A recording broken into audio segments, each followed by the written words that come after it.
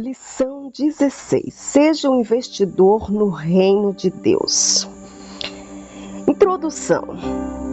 O fundador da Veia Calker oferece-nos um bom exemplo de objetivos nobres e bem definido na aplicação da riqueza.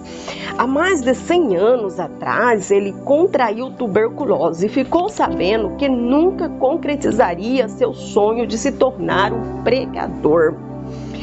Depois de ouvir um sermão, ele orou: Senhor, não posso ser pregador, mas posso ser um bom comerciante. Se me permitires ganhar dinheiro, eu usarei para o teu serviço. Um médico aconselhou o jovem a trabalhar ao ar livre. Ele seguiu o conselho e depois de 7 anos reconquistou a saúde. Comprou então um pequeno e desmantelado moinho da Calker no estado de Ohio. O empreendimento prosperou e, leal à sua promessa, o jovem devolveu fielmente o dízimo. Dentro de 10 anos, a Veia Calker era um nome conhecido. Depois de 40 anos, agora um multimilionário. O jovem já havia doado cerca de 70% de sua renda para a causa de Deus e continuou enriquecendo proporcionalmente a sua entrega. Nessa lição veremos alguns preciosos ensinamentos sobre os dízimos e as ofertas. Devolver os dízimos é uma relação de aliança entre Deus e o homem. Antes da lei, Abraão devolveu os dízimos a Deus, Gênesis 14, 18 ao 24. O dízimo não é meu, pertence ao Senhor para o sustento dos sacerdotes levitas, Levítico 27, 30 ao 32. Não amo dinheiro, amo a Deus e quero sua bênção, não a maldição, Malaquias 3 e 8. Dizimar é uma ordem de Deus para o seu povo, Malaquias 3 e 10. Devolver o dízimo é uma atitude de confiança em Deus. Jesus é o Senhor dos meus bens, Salmo 24, verso 1, Romanos 14, 9. Quero fartura na minha casa, Provérbios 3, 9 ao 10. Quero o meu salário num saco sem furos, Ageu 1 e 6. A bênção de Deus é que enriquece, Provérbios 10 e 22. Amo a Deus que dá tudo o que preciso, Salmo 116, verso 12. Minha descendência terá fartura de pão, Salmo 37, 25. Devolver o dízimo é uma responsabilidade de todo cristão fiel. Jesus recomendou o dízimo no Novo Testamento, Mateus 23 e 23. Os fariseus eram fiéis dizimistas, Lucas 11, 42. A minha justiça deve exceder a dos fariseus, Lucas 11, 42. Os primeiros cristãos davam 100% a Deus. Atos 2 e 45 e Atos 4, 34 ao 37. Sou responsável pelo avanço da obra de Deus, Marcos 16 e 15. Deus ama o que dá com alegria, 2 Coríntios 9 e 7. Tudo o que eu semear, vou colher, Gálatas 6 e 7. Mas bem-aventurado é dar do que receber, Atos 20 e 35. Conclusão.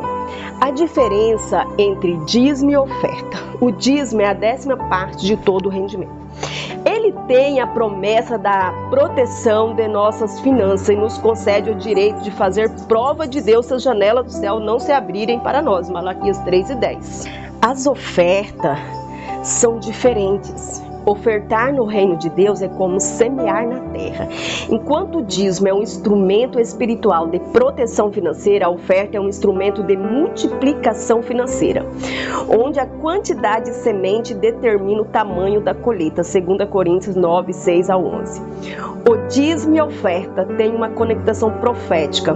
Um ato profético libera o poder criativo, libertador de Deus sobre o dizimista e o ofertante. A oferta no altar se transforma num memorial diante de Deus, que provê livramento e proteção e honra.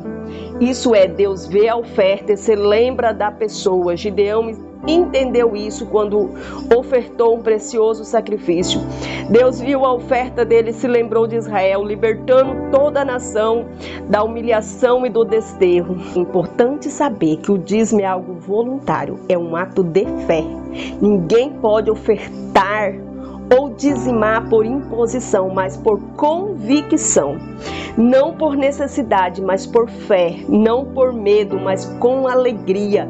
Nem com barganha com Deus, mas com princípio de honra, semeadura e colheita.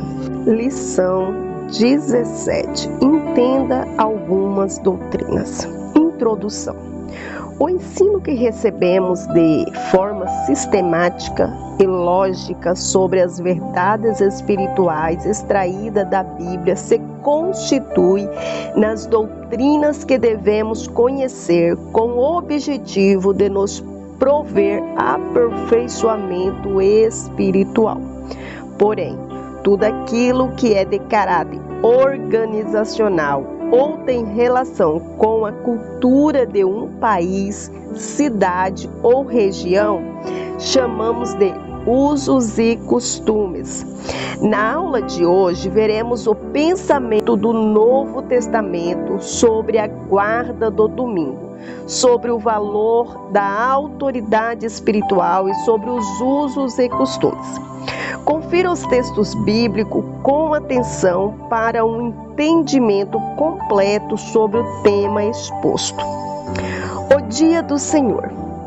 Os apóstolos e a igreja primitiva reuniam-se no domingo em celebração à ressurreição e reconhecendo-o como o dia do Senhor, como os judeus chamavam o sábado. O dia do Senhor. Os apóstolos e a igreja primitiva reuniam-se no domingo em celebração à ressurreição, reconhecendo-o como o dia do Senhor, como os judeus chamavam o sábado. João capítulo 20, verso 19. Atos capítulo 20, verso 7. 1 Coríntios capítulo 16, verso 1 ao 2.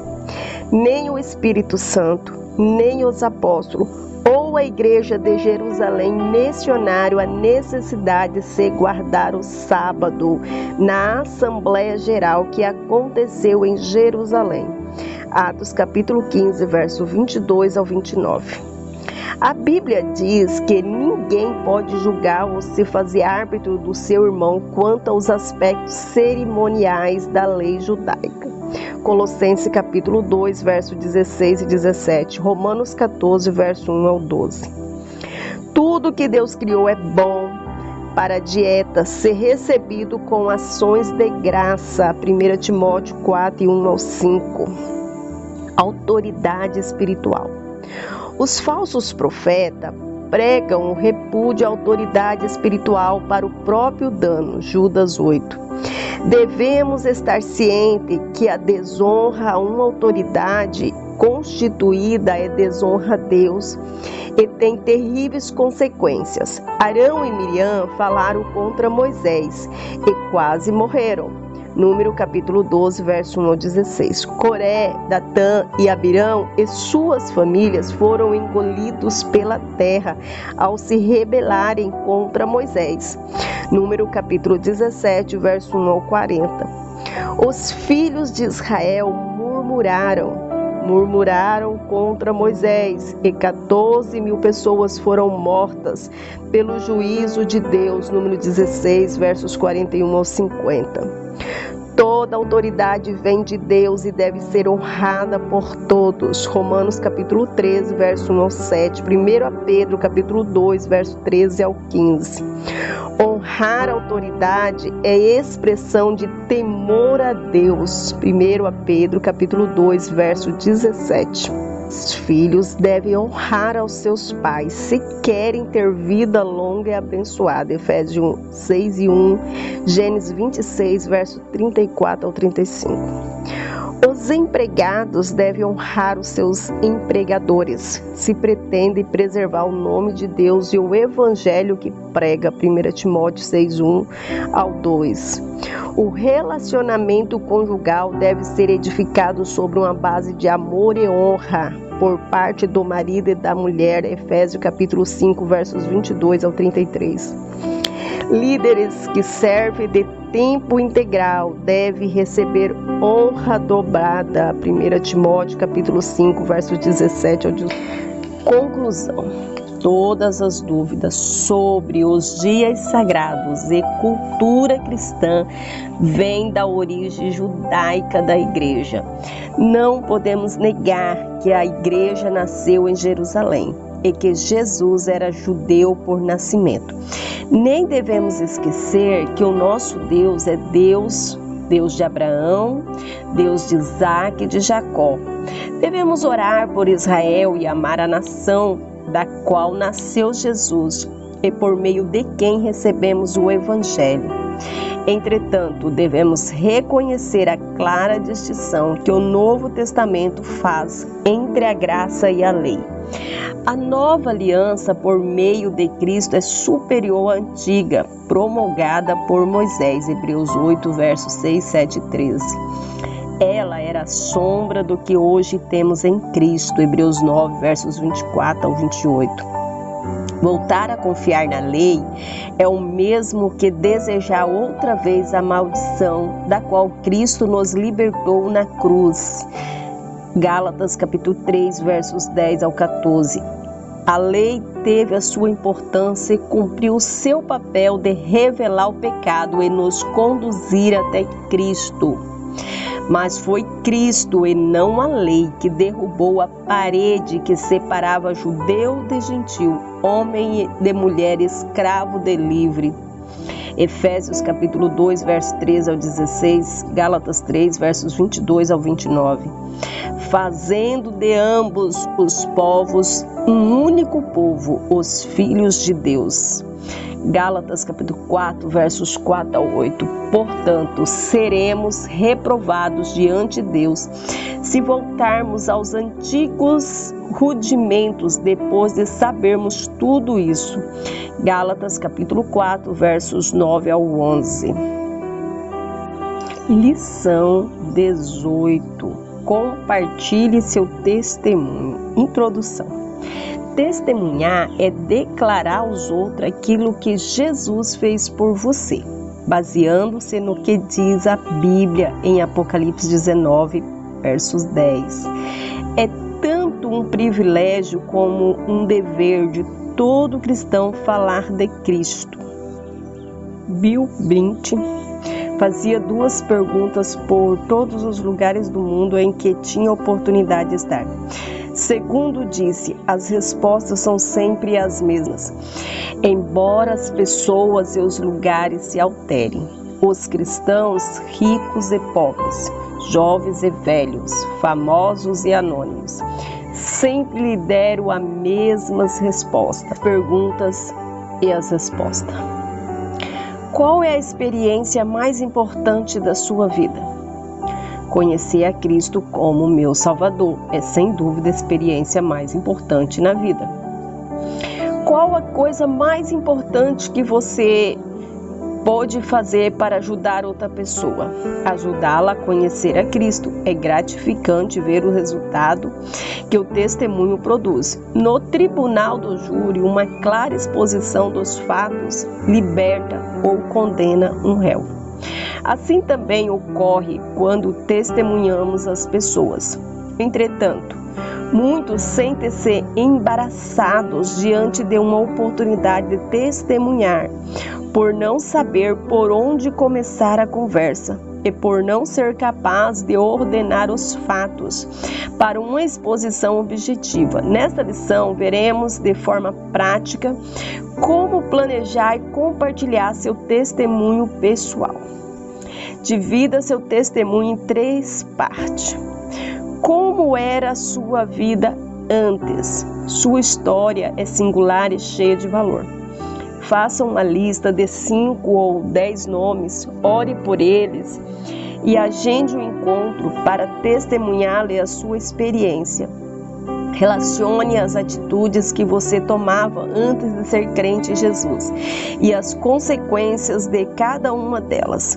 Relacione as decepções, prejuízos, descontroles, tristeza e tudo que envolvia seu antigo modo de viver. A intenção não é ressaltar o pecado, mas revelar seus terríveis efeitos sobre o pecado. 2. Como você conheceu Jesus? A forma e o processo do seu ingresso no reino de Deus é um poderoso testemunho. Como o Evangelho foi apresentado a você, que sentimentos você teve e como reagiu diante da exposição da palavra de Deus. Como você se encontrava, o que passava pela sua mente e o que a sociedade dizia sobre você. O que precisou abandonar para abraçar a fé e como foi que tudo aconteceu. 3. Como você está agora? Depois de apresentar sua história, é fundamental falar do hoje. O que essa experiência com Jesus representa para você agora? O que mudou e como você se sente? Por que foi tão importante para você trocar tudo, sua vida antiga, para receber a Cristo em seu coração? Una-se o seu testemunho a um modelo de vida exemplar. Como uma mulher pode ganhar o seu esposo? 1 Pedro 3:2. Como um homem pode ganhar a sua esposa para Jesus? 1 Pedro 3:7. Efésios 5:25. Como os filhos podem ganhar os seus pais para Jesus? Efésios 6:1-3. Como os pais podem ganhar seus filhos para Jesus? Efésios 6:4.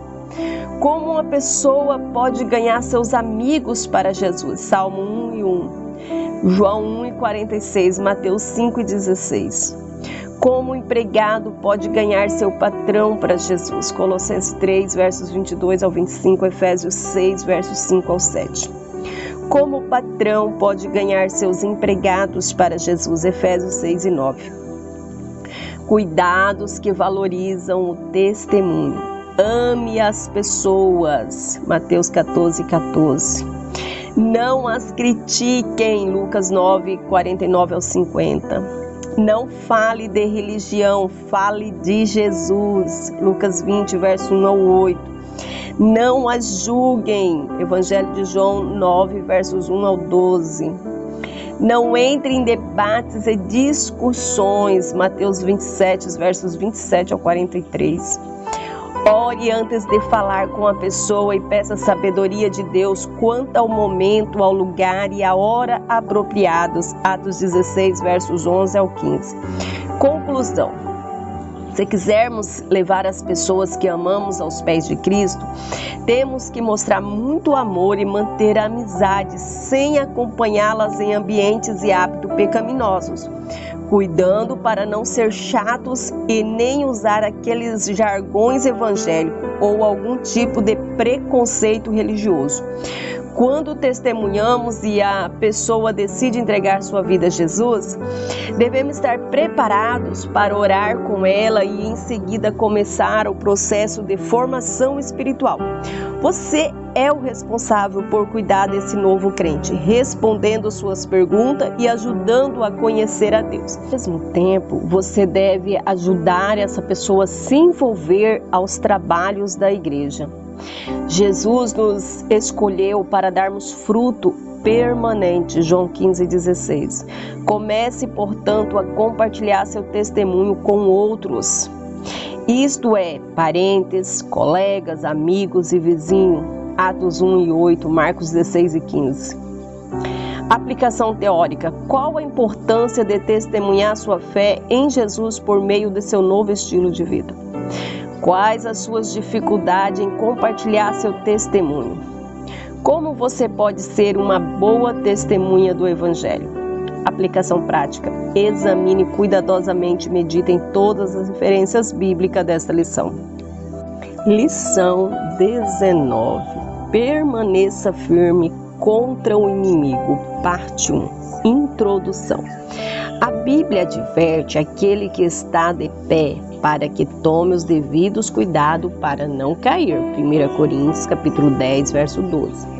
Isso não quer dizer que devemos ficar paranoicos, com medo de cair, 2 Timóteo 1:7, mas que simplesmente devemos estar vigilantes quanto a isso, perseverando em oração para manter a intimidade com Cristo através do Espírito Santo, Mateus 16, verso 41. Esse alerta é necessário, pois certamente a tentação virá a todos nós, porque estamos vivendo numa zona de guerra do ponto de vista espiritual, Efésios 6:12. E não podemos dar espaço para o diabo em nossa vida, Efésios 4:27. Devemos saber que não sofreremos aflições que não seja possível de enfrentar. Não estaremos sozinhos para vencê-las, 1 Coríntios 10:13. Entretanto, devemos nos preparar para enfrentá-las com as armas certas, Efésios 6:13-18. Se queremos vencer as tentações e permanecer inabaláveis, precisamos seguir o conselho do Espírito Santo e nos munir de toda a armadura de Deus, conforme a descrição de Efésios 6, versos 13-17. A armadura de Deus é composta de 6 peças: o vestido da verdade, couraça da justiça, sandálias da preparação do Evangelho da paz, escudo da fé, capacete da salvação e a espada do Espírito. Para uma melhor compreensão, este estudo será dividido em 2 lições. Em cada uma estudaremos 3 das 6 peças da armadura de Deus. Vamos então às 3 primeiras peças da armadura de Deus e o seu significado. O vestido da verdade. Todos nós somos pecadores e tudo em nós está morto. Romanos 3:23. Sem Cristo, nossa paz é circunstancial. Nosso amor é interesseiro. Nossos sentimentos são doentes. Nossa verdade é relativa. Nossa justiça é imundiça perto da justiça de Deus. Diante disso, só preciso de Jesus para ser salvo e não posso aceitar nem por educação nada além dele para isso. Atos 4:12. Porém, o perdão de Deus para a minha vida está condicionada à minha disposição de perdoar aqueles que me ofenderam. Mateus 18:21-35. Pois a falta de perdão me aprisiona. Tenho que saber que não preciso mais ser escravo do pecado. Romanos 6:14. Já que o diabo e seus demônios já foram derrotados na cruz, exposto publicamente ao desprezo, quando Jesus triunfou sobre eles na cruz. Colossenses capítulo 2, verso 15. A vontade de Deus é boa, agradável e perfeita. Romanos 12:2. Se eu quero ser amigo de Deus, me tornarei inimigo do mundo. Mas se cultivo um romance secreto com o mundo, sou inimigo declarado de Deus. Tiago 4:4. Deus é bom e amou o mundo maravilhosamente, mas julgará o pecado impenitente no último dia.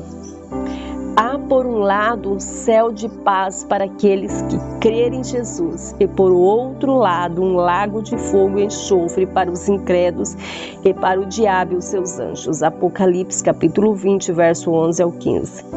Todavia, se eu estou em Cristo, nada pode me separar do amor de Deus. Romanos 8, versos 31-39.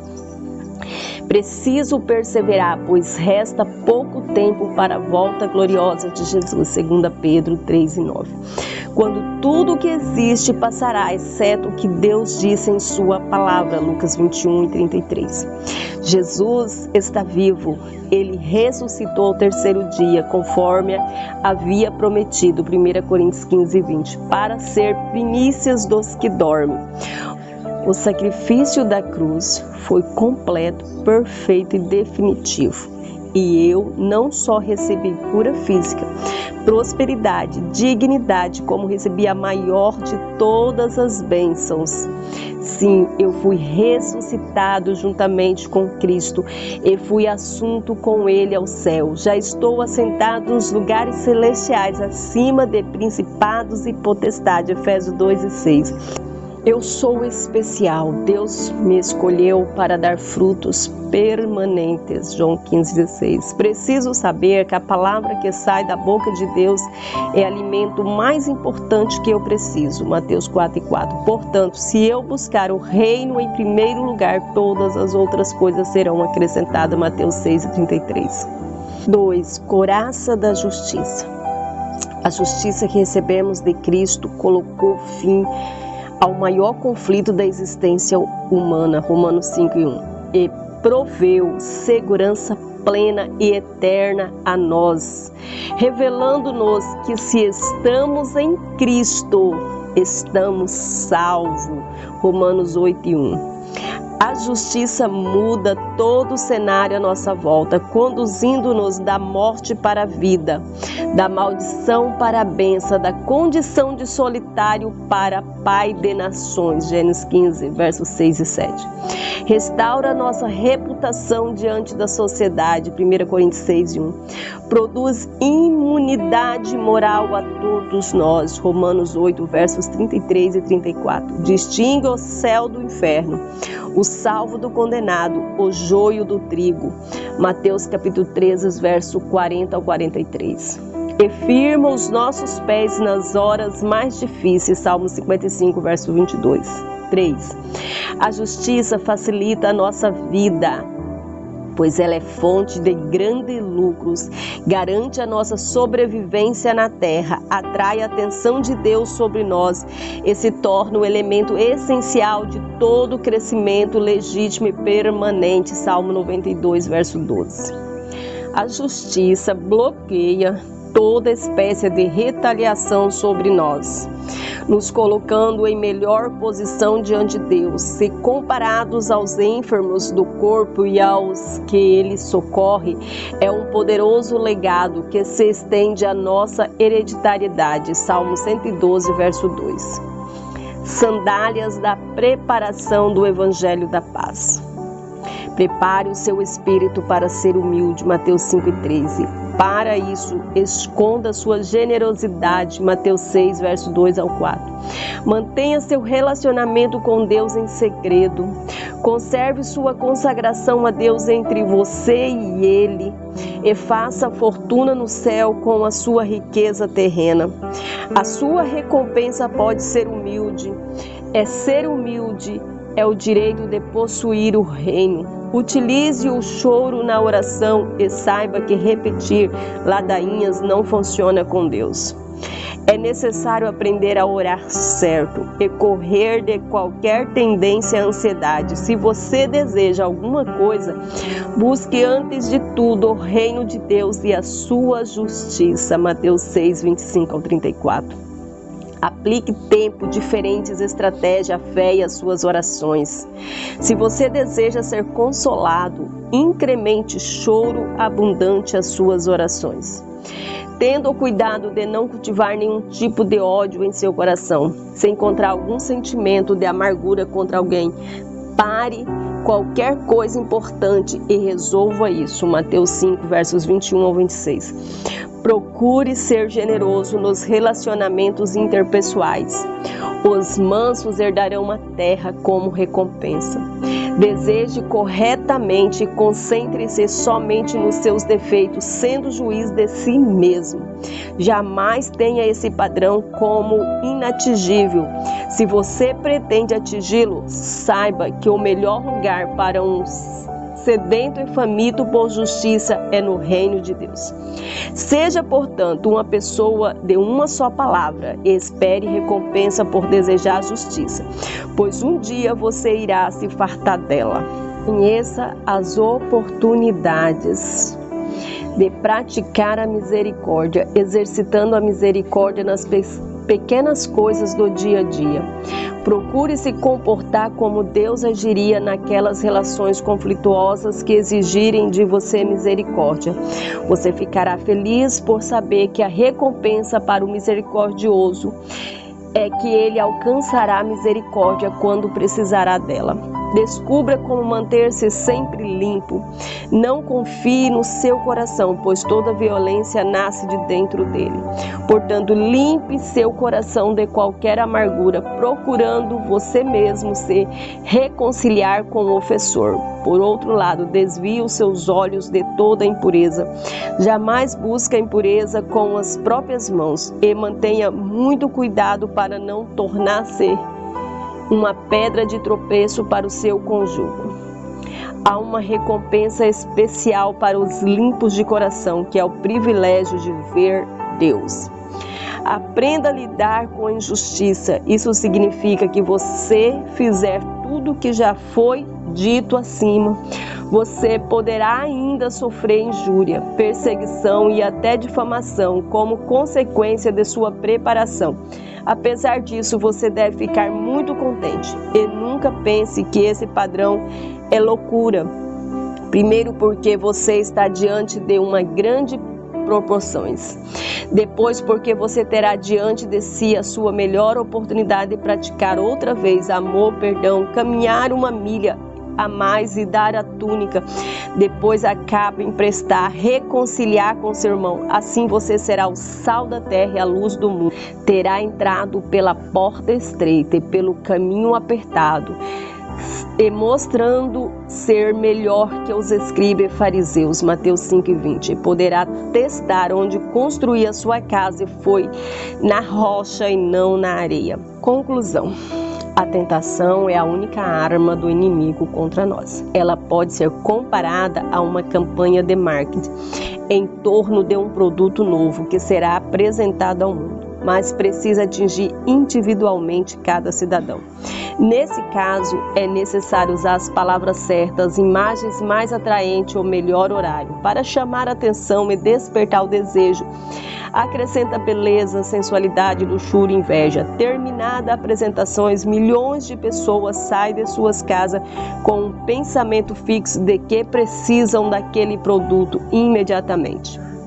A propaganda não te obriga, mas desperta o seu desejo. O seu desejo se transforma em necessidade e você compra. No fim, é o próprio cliente que vende para si mesmo. Assim, a tentação. Satanás faz a proposta, desperta a curiosidade, provoca seus desejos. Então você cede aos seus apelos e fica com a responsabilidade do pecado e com todas as suas consequências. Na campanha de marketing, alguns produtos são bons e úteis, outros não. No caso da tentação, nada tem valor algum e nenhuma utilidade. Por isso, Satanás é chamado de enganador. Uma vez que Satanás é o pai da mentira e a antiga serpente que transformou-se em dragão e assumiu uma forma mais agressiva e desenvolvida de astúcia e engano. Se desejamos sair vitorioso da tentação, precisamos nos cingir da verdade revelada na palavra de Deus, nos vestir com a justiça de Cristo, proteger nossos pés com o Evangelho para não ficarmos impedidos de caminhar. As outras partes das armaduras de Deus veremos na próxima lição a seguir. Lição 20. Permaneça firme contra o inimigo. Parte 2. Introdução. Aquele que está de pé precisa tomar os devidos cuidados para não cair. 1 Coríntios 10:12. Não é necessário ficarmos paranoicos, com medo de cair, 2 Timóteo 1:7. Contudo, Deus nos alerta a vigiarmos, perseverando em oração, com o fim de conservarmos a intimidade com Cristo através do Espírito Santo. Mateus capítulo 16, verso 41. Estamos vivendo numa zona de guerra do ponto de vista espiritual, onde a tentação define o ataque inimigo contra nós, Efésios 6:12. Não podemos ser alvos fáceis para eles, Efésios 4:27. Devemos saber que não sofreremos aflições que não seja possível de enfrentar e que não estaremos sozinhos para vencê-las, 1 Coríntios 10:13. Devemos enfrentá-los com as nossas armas certas, Efésios 6:13-18, e seremos benditos ao entrar e ao sair, Salmos 121, versos 7 e 8. Se quisermos vencer as tentações e permanecer inabalável, precisamos seguir o conselho do Espírito Santo e nos munir de toda a armadura de Deus, conforme a descrição em Efésios 6:13-17. A armadura de Deus é composta de 6 peças: o vestido da verdade, a couraça da justiça, sandália da preparação do evangelho da paz, escudo da fé, capacete da salvação e a espada do Espírito. Como já vimos anteriormente as 3 primeiras peças, veremos agora as outras 3 peças. As 3 últimas peças da armadura de Deus. O escudo da fé. A fé é a arma mais importante na luta contra as trevas. Mateus capítulo 4, verso 1 ao 11. Tudo que Jesus realizou na cruz e tudo que a palavra de Deus diz só terá efeito contra o mal se for recebido através da fé. A fé é o segredo da sobrevivência do justo. Abacuque capítulo 2, verso 4. A fé é o instrumento validador da salvação, Efésios 2, 8. A graça é a oferta da salvação a todos. A fé é o aceite de cada um. A fé é a sua identidade espiritual, 1 João 5,4, por meio da qual você é reconhecido como filho de Deus. Na lição 12, encontra-se um estudo completo sobre a fé. Revise-o sempre que possível para poder exercitar sua fé até o limite máximo. O capacete da salvação.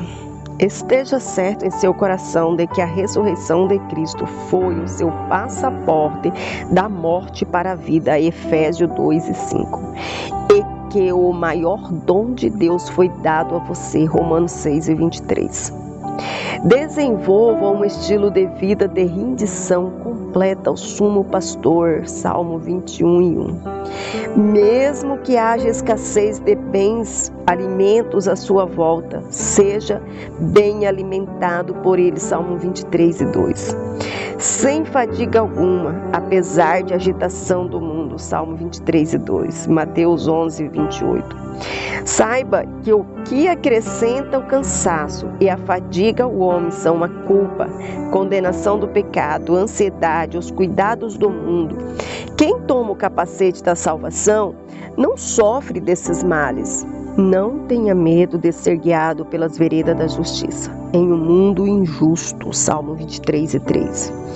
Os discípulos passaram por esse caminho quando Pedro era inconstante, Tiago e João temperamentais, Tomé cheio de dúvidas, e os outros discípulos medrosos, mas por fim se tornaram poderosos apóstolos.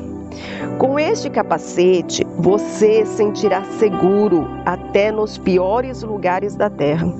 Será tratado como príncipe diante de pecados e demônios que nos passado te prenderam, Salmo 23 e 5.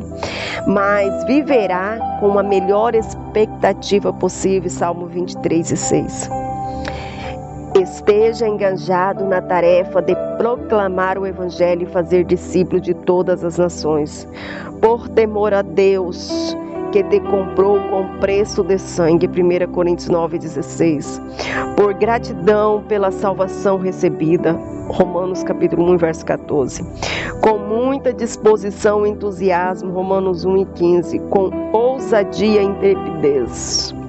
A espada do Espírito. Quando a terra estava mergulhada no caos absoluto, Deus lançou a sua palavra, a espada do Espírito, sobre as trevas, e houve luz sobre a desordem. Houve separação entre o céu, terra e a água. Golpeou a terra, a água e o firmamento com a espada do Espírito, e houve vida animal, vida marinha, aves e todo tipo de relvas e plantas. Gênesis 1, do 1 ao 31. Até os 99 anos, Abraão esperou que Sara lhe desse um filho, sem que nenhuma possibilidade de ver isso acontecer. Num dia ensolarado, típico da Palestina, Deus enviou 3 anjos em sua tenda com a espada do Espírito, ou seja, a palavra de Deus em punho. Gênesis 18 e 10. E aconteceu o milagre. Nasceu Isaque para ser pai de nações, sacerdotes e reis. Gênesis 21, do 1 ao 7. Davi não estava entre os grandes de sua época, nem era contado entre as fileiras dos exércitos de Israel. Até o dia que o Espírito Santo, por meio do profeta Samuel, manejou a sua espada. 1 Samuel 16, 1 ao 8. Desde então a sua unção foi reconhecida no palácio real. Venceu o gigante Golias. Teve sucesso em todas as guerras que empreendeu e tornando-se bem-sucedido em tudo quanto fazia. Depois, finalmente, assentou-se no trono para ser o melhor rei que Israel já teve. O Espírito Santo, por intermédio de Jesus, manejou a sua espada sobre as doenças, opressões de uma grande multidão reunida na casa da sogra de Pedro, e todos foram curados e libertos. Mateus 8,16. Desferiu um golpe com a sua espada e o servo do centurião foi curado. Devolveu a vida à filha de Jairo, acalmou a tempestade. Trouxe Lázaro das profundezas da morte depois de 4 dias. No jardim do Éden, o primeiro casal abriu mão da palavra de Deus, a espada do Espírito, para dar ouvido à palavra da serpente, cheia de fantasias e enganos. E caiu em tentação, perdendo o jardim e a comunhão com Deus. Como salário de sua desobediência, vários milênios depois, o Espírito Santo empunhou a sua espada e levou Jesus ao último Adão. 1 Coríntios capítulo 15, verso 22 ao 45. Ao deserto para ser tentado por Satanás, assim como o primeiro Adão foi tentado. Satanás pensou que venceria outra vez, mas enganou-se. Jesus destruiu todos os argumentos de Satanás ao fio da espada do Espírito, e a serpente fugiu humilhada. Mateus 4, verso 1 ao 11. Com a espada do Espírito, Jesus resgatou para sempre a nossa dignidade de filhos de Deus, para que andássemos em vitória sobre toda a tentação. Conclusão: a tentação é a única arma do inimigo contra nós. Gênesis 3:13 e 2 Coríntios 11:3. Uma vez que Satanás é o pai da mentira, João 8:44, a antiga serpente que transformou-se em dragão e assumiu uma forma mais agressiva e desenvolvida de astúcia e engano. Se desejarmos sair vitorioso da tentação, além das 3 primeiras peças da armadura, precisamos ainda usar o escudo da fé para apagar os dardos inflamados do maligno contra nós. Hebreus 2, 4 e 11. O capacete da salvação, a fim de proteger as nossas convicções e a nossa consciência. Filipenses capítulo 4, verso 8 e 9. E a espada do Espírito, que é a palavra que sai da boca de Deus, através da qual o próprio Jesus destruirá todo o mal sobre a terra. Apocalipse 19, 21. Em Cristo Jesus você já é mais do que vencedor, mas ainda não é perfeito em tudo. Caso contrário, você já estaria em outra esfera da vida. Resta a todos nós uma caminhada até o céu, e infelizmente poderemos cometer erros e pecar contra o Senhor durante o percurso. Porém, o Senhor sabe disso e se tornou-se o nosso advogado, defesas diante do Pai, até que terminasse nossa jornada rumo ao céu. 1 João 2 e 1. Ele tem agora a principal tarefa de declarar diante do tribunal de Deus e do próprio diabo que somos justos, santos e filhos de Deus, e que, portanto, não há qualquer condenação para nós, já que ninguém pode ser condenado 2 vezes pelo mesmo pecado. Voltar ao pecado é voltar ao vômito, como o cão e a porca lavada faz. 2 Pedro capítulo 2, verso 20 ao 22. E isso não é mais necessário, pois você é nova criatura. 2 Coríntios 5:17. Entretanto, se isto acontecer, procure urgentemente seu discipulador e se abra com ele. Tiago 5:16. Receba o perdão de Deus e a cura. Você jamais precisa desistir de seguir a Cristo. Ele já te conhecia quando morreu por você e mesmo assim te amou. Romanos 5:8. Aplicação teórica. Descreva as peças da armadura de Deus descrita nessa lição e pontue suas funções. Você tem vestido toda a armadura de Deus? Aplicação prática. Examine cuidadosamente e medite em todas as referências bíblicas dessa lição. Conclusão. Parabéns! Você teve o privilégio de concluir um curso maravilhoso. Não seremos avaliados pelo que começamos, mas pelo que terminamos. Todos podem começar projetos incríveis, mas desistirem no meio do caminho. Terminar o que se começa exige tenacidade e nobreza. Você provou possuir tais qualidades. Os ensinamentos ministrados aqui pavimentaram as bases para você desfrutar de uma vida bem-sucedida em Deus. Mas a caminhada não chegou ao fim. Terminamos a primeira etapa. Deus deseja usar a sua vida para expressar ao mundo o seu amor e transmitir as boas novas do Evangelho, a fim de alcançar seu círculo de influência. Cultive uma intimidade profunda com o Espírito Santo e ele te fará lembrar de todas as verdades aprendidas nesse curso em seu dia a dia. As próximas etapas de sua capacitação incluem experiências e grande descoberta. Ainda mais estimulante. Passe para a próxima fase o quanto antes. O tempo urge, já que Jesus está voltando.